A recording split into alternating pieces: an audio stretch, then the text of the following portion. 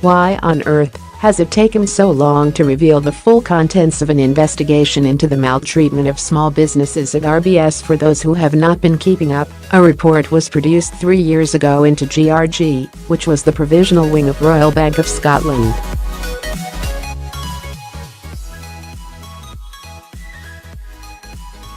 It was accused of whacking businesses for its own gain, a charge that seems amply supported by the dossier, which the Mail on Sunday has finally revealed today.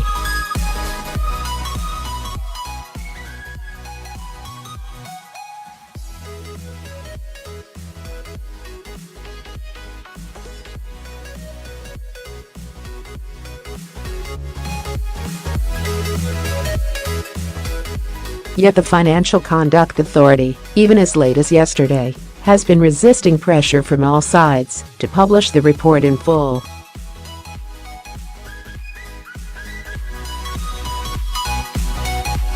Its reasoning is that, legally, it needs the consent of individuals who have been criticized.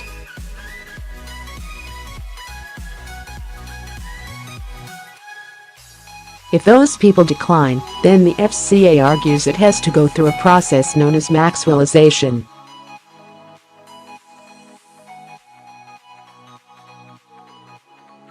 The practice was introduced after the then Department of Trade and Industry was castigated for labeling the late pension fraudster Robert Maxwell unfit to run a public company in the late 1960s, a verdict that was later proved to be quite right.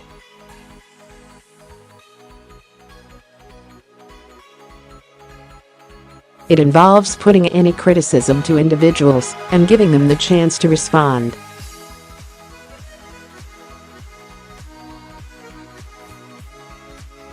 That sounds vaguely reasonable, but is actually bonkers. People should be given a fair opportunity to put their side during the compilation of a report, and therefore should not need Maxwellisation after it has been written.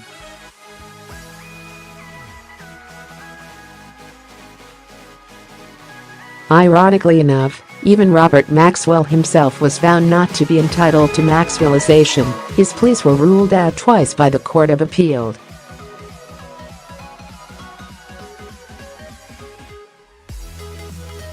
Despite this, and despite the fact it causes long delays in releasing critical reports, regulators seem wedded to Maxwellizing anything that moves, in financial investigations and others such as the Chilcot inquiry.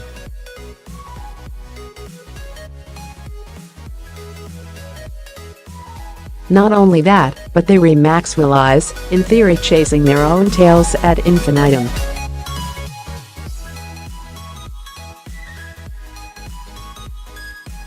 Their attitude persists, even though a review for the Treasury Committee last year found that there is no rigid requirement that it must always be carried out, and that it ought to be used considerably more sparingly than is the case at present.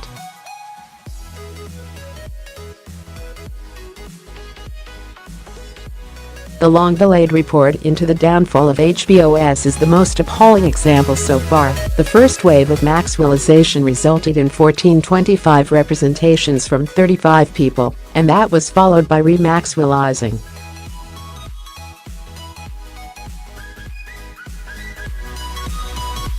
Who does this serve? Ex-bosses trying to protect themselves, and, of course, the legal profession.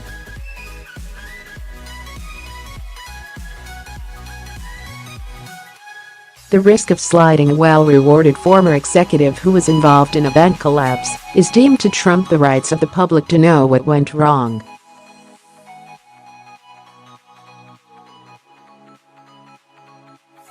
One lesson of the financial crisis is that British regulators have a propensity to try to keep far too much a secret for far too long.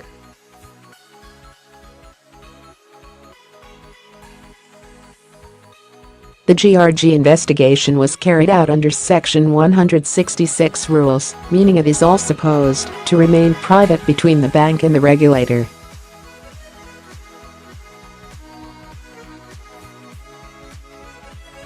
Again, that's crazy. The allegations about GRG were incredibly serious, not just for the victims, but, given RBS's status as a major lender to small firms, to the economy as a whole.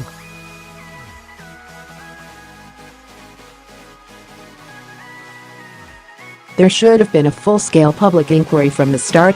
Whatever the legal situation, the perception is terrible.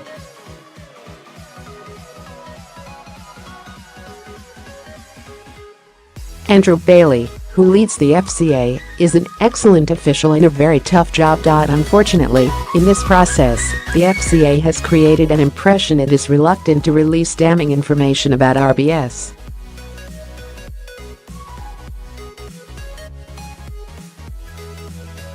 And by its embrace of Maxwellisation, it appears to bend over backwards to be more than fair to executives, when for years no one in authority would even listen to their victims.